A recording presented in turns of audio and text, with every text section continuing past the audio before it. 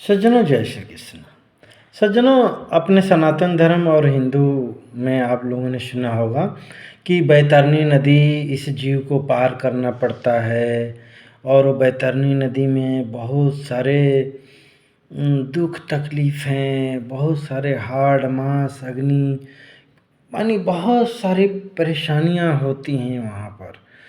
तो बैतरणी नदी है कहाँ जहाँ पर गंदगी, दुख तकलीफ, कीड़े मकोड़े नोचते हैं। ये बैतरणी नदी हम लोगों का शरीर है।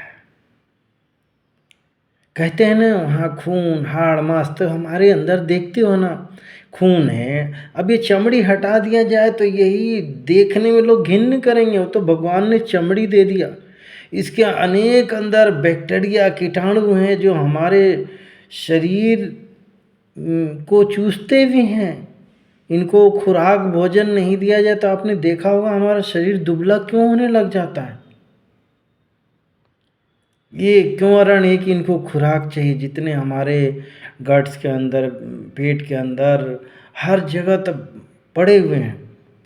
आँख कान नाक देखते हो कितनी गंदगी निकलती है। लैट्रिन बाथरूम सब इसी में सड़ता है, कितनी बदबूदार।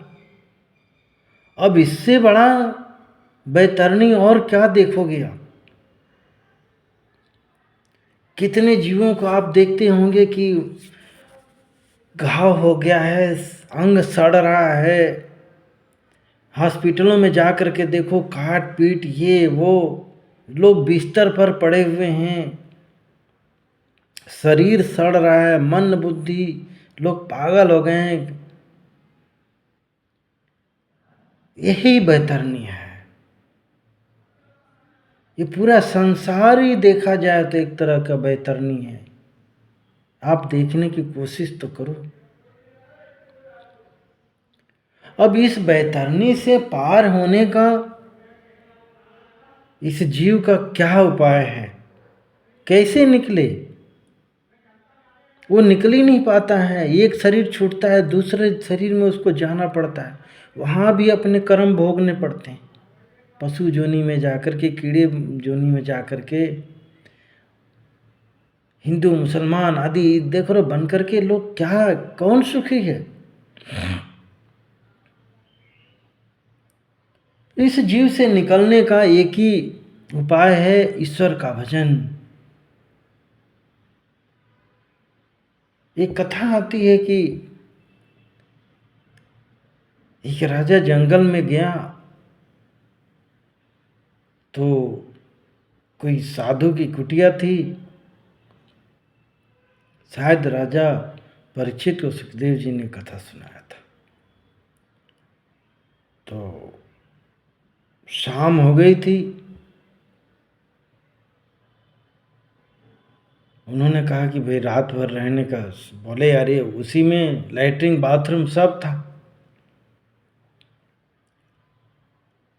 भैया जैसे तैसे हाथ पैर जोड़ करके उसने घुस गया। अब उसमें से घुसा तो निकले नहीं, उसी में सुखी आनंद महसूस करने लग गया। खैर एक कथा बड़ा है, लेकिन मैं इसको शार्ट कर दिया। ये वही जीव है। एक बार इस शरीर में घुसा, तने को शरीर की कामना, इच्छाएं, वो निकला ही नहीं।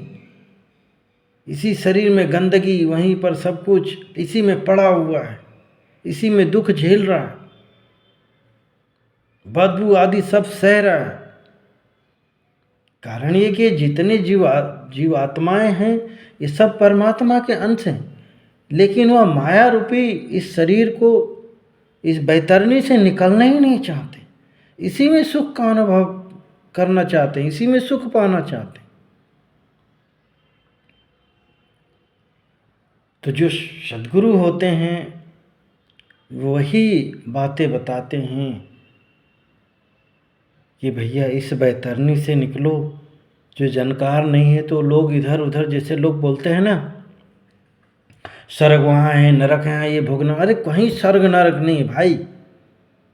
कर्म करोगे यहाँ, स्वर्ग नरक मिलेगा आकाश में। स्वर्ग नरक सब यहीं पर है। स्वर्ग माने क्या है? सुख, सुविधाएं, साधन। आज देख रहे हो कितने सुख सुविधाएं संपन्न लोग हैं, उनके आगे पीछे कितनी परिरूपी, जो भी चाहे नौकर चाकर लगे पड़े हैं, उनको उड़ने का विमान, जो इच्छा जाहिर करते हैं नौकर लेके आते हैं। नरक भी यही है। देख रहे हो कि कितने लोग यहीं पर सड़ रहे हैं, जी रहे हैं, भीख मांग रहे हैं, दुख भोग रहे हैं, मारे काटे सताए जा रहे हैं। बम बारूद की मिसालें देख रहे हो, क्या वो नरक नहीं भोग रहे हैं? तो यही स्वर्ग नरक है, यही सब बैतरनी है। इसमें से जो निकल जाता है, परमात्मा को पा लेता है, समझ लेता है, जान लेता है, वही मुक्त हो पाता है। तो कोशिश करें कि हम इस दुख रूपी बैतरनी से अपने आप को निकालें और ईश्वर को समर्पित हो जाएं, ताकि इस नरक से हमें मुक्ति मिले। जय श्री कृष्ण।